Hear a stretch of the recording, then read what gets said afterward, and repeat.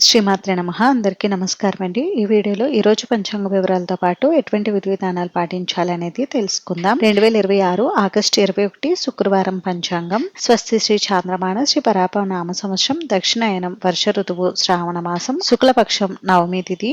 ఈ రోజు సూర్యోదయం ఉదయం 5:46 ఉంది. సూర్యాస్తమయం సాయంత్రం 6:21 ఉంది.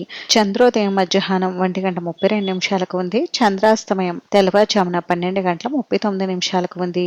ఈ రోజు నవమి తిథి అనురాధ నక్షత్రం ఉంది.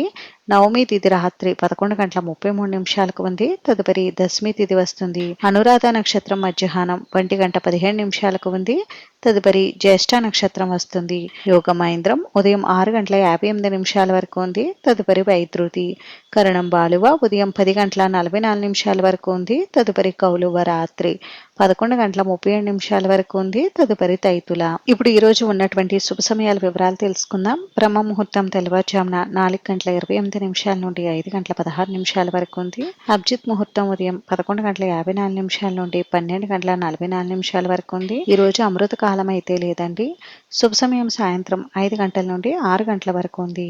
ఇప్పుడు అశుభ సమయాల వివరాలు తెలుసుకుందాం. వర్జ్యం రాత్రి 7:28 నుండి 9:14 వరకు ఉంది. దుర్ముహూర్తం ఉదయం 8:15 నుండి 9:06 వరకు ఉంది. తిరిగి తదుపరి దుర్ముహూర్తం మధ్యాహ్నం 12:31 నుండి 1:22 వరకు ఉంది. రాహుకాలం ఉదయం 10:30 నుండి 12 గంటల వరకు. యమగండం మధ్యాహ్నం 3 గంటల నుండి 4:30 వరకు. గుళిక కాలం ఉదయం 7:37 నుండి 9:11 వరకు ఉంది. ఈ రోజు ముఖ్యమైన పండుగలు విశేషతలు వచ్చేసి ఈ రోజు 2వ శ్రావణ శుక్రవారం అయితే ఉందండి.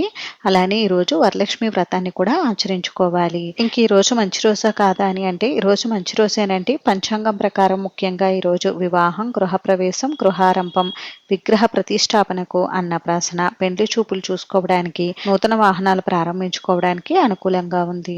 ఇప్పుడు ఈ రోజు ఎటువంటి విధి విధానాలు పాటించాలనేది తెలుసుకుందాం. ఈ రోజు తిథివార ప్రకారం చూస్తే ఈ రోజు నవమి తిథి శ్రావణ శుక్రవారం ఉందండి. శ్రావణ శుక్రవారం అందులోనూ వరలక్ష్మి వ్రతం కూడా చేసుకోవాలి ఈ రోజు. అందుకని ఈ రోజు తప్పకుండా వరమహాలక్ష్మీదేవి అమ్మవారిని ప్రత్యేకంగా ఆరాధించండి. అలాగే విష్ణుమూర్తికి కూడా పూజ నిర్వహించుకోండి. ఈ రోజు అమ్మవారికి షోడశోపచారాలతో పూజ చేసి ప్రత్యేకమైనటువంటి నైవేద్యాలను నివేదించండి. అమ్మ అనుగ్రహం వల్ల అష్టైశ్వర్యాలు, సిరి సంపదలు కలుగుతాయి. ఈ రోజు తప్పకుండా కనకదార స్తోత్రం, లలితా సహస్రనామ పారాయణ చేస్తే మంచి ఫలితాలు కలుగుతాయి. అంతేనండి, చూశారు కదా, ఇది ఈ రోజు పంచాంగ వివరాలు. అయితే ఈ వీడియో మీకు నచ్చితే ప్లీజ్ లైక్ చేసి, షేర్ చేసి, సబ్స్క్రైబ్ చేసుకోండి.